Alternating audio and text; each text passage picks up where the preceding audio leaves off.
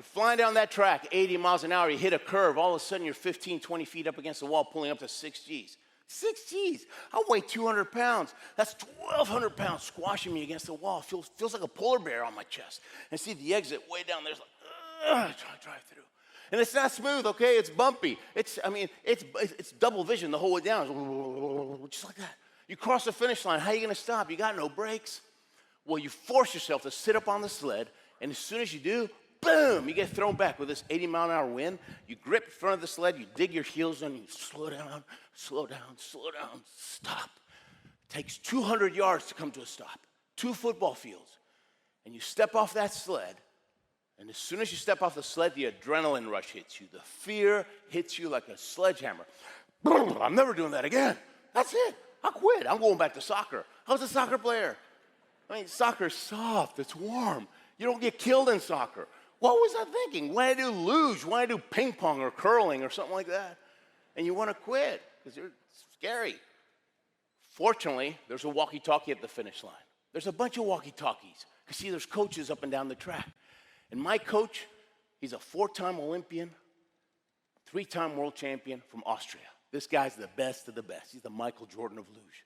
About 6'6", looks like, sounds like Arnold Schwarzenegger. Okay? Tough as nails. I pick up that walkie-talkie, I'm still out of breath. Coach, this is Ruben. Ruben, no, come on. Bad news, okay?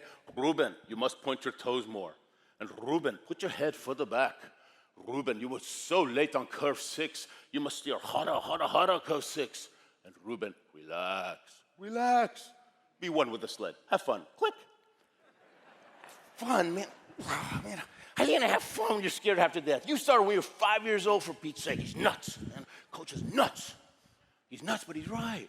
All my problems did start on curve 6. That's when I lost control. That's when I started hitting the walls. I got to get back on that sled. I got to get back on that sled. I can do it. I can do it. I can do it. I can do it. I can do it.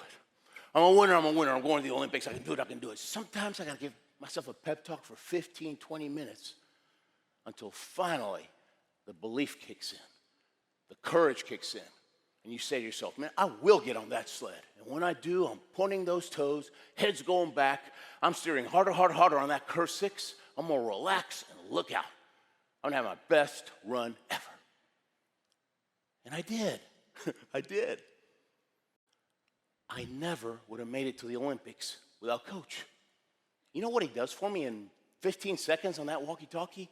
He helps me take the eyes off the fear and put the eyes back on the dream, the Olympics. When you're going through life storms, don't try to figure it out on your own.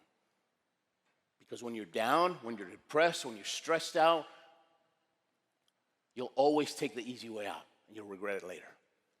Rather, do what I did. Pick up that phone. Pick up that walkie-talkie. Call your best friend.